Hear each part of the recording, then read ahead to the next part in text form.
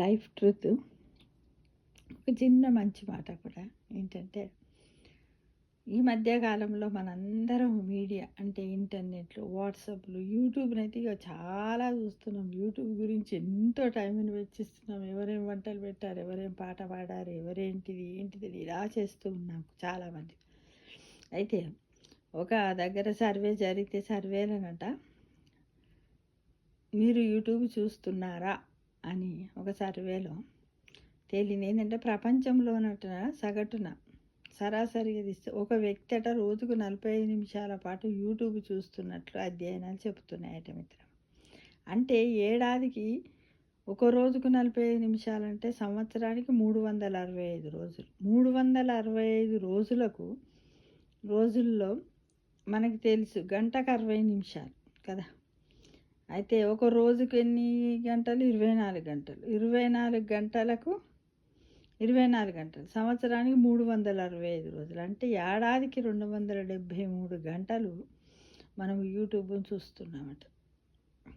నిజానికి అంత సమయాన్ని సద్వినియోగం అంటే మనకు యూట్యూబే కాకుండా మన సొంత పనులకు సద్వినియోగం చేసుకుంటే మనం ఏదైనా ఒక క్రీడలో, ఒక ఆటలో కూడా మనం బాగా మెరుగవ్వచ్చు. మన జీవితం కూడా ఆనందంగా ఉండొచ్చు. ఏదో ఒక పాఠ్యాంశంను నేర్చుకుంటే ఒక నిపుణుడిగా ఎదగవచ్చు.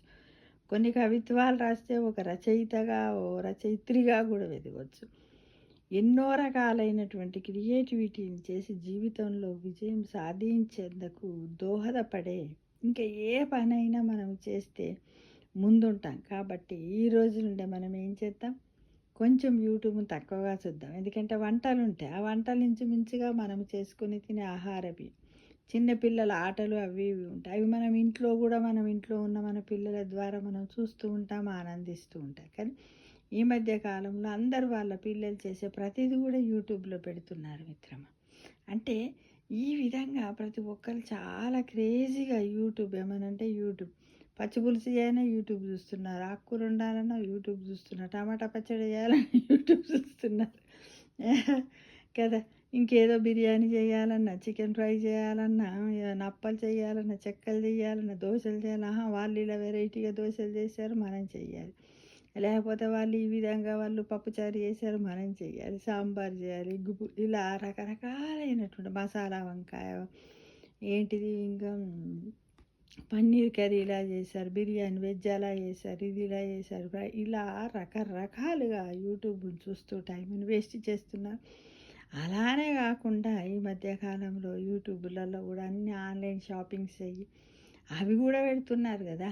ఎందుకంటే ఇవి తక్కువ తగ్గించినవి చేసామంటే ఈ విధంగా ప్రతి వ్యక్తి కూడా ఒక వ్యసనంలాగా అయిపోయింది. యూట్యూబ్ని చూడకపోతే బతకలేము. యూట్యూబే అన్నీ, కన్న తల్లి నేర్పించినటువంటివి పోయింది, మనం నేర్చుకున్న చదువు పోయింది, మన జ్ఞానం పోయింది. ఆ యూట్యూబ్ని మట్టికి చూసే ఫాలో అవుతున్న వాళ్ళు చాలామంది ఉన్నారు మిత్రమా. మనము కూడా ఒక క్రియేటివిటీగా మారి మన సమయాన్ని, మన కాలాన్ని, మన సొంత పనులకు మనం కూడా ఒకరిలో గొప్ప వాళ్ళం కావాలి అని ఊహించుకుంటూ మనం కూడా ఏదన్నా కనుక్కోవచ్చుగా. అది కాబట్టి ఈ రోజు నుంచి మనకు అత్యవసరమైనటువంటి విషయాలను మాత్రం, అంటే యూట్యూబ్లో చాలా వస్తున్నాయి, ఆనందాన్ని ఇచ్చే మ్యూజిక్ వస్తుంది, హెల్త్ను కాపాడే డాక్టర్ సలహాలు వస్తుంది, చాలా తెలుసుకుంటున్నాం. అది కాదని నేను అనట్లే. కాకపోతే కొంచెం 45 నిమిషాలు అన్న దగ్గర ఒక 15 నిమిషాలు రోజుకొక 2 విషయాల గురించి తెలుసుకుంటే బాగుంటుందని నేను మిమ్మల్ని ఆశిస్తున్నాను మిత్రం. సర్వే జనా సుఖినో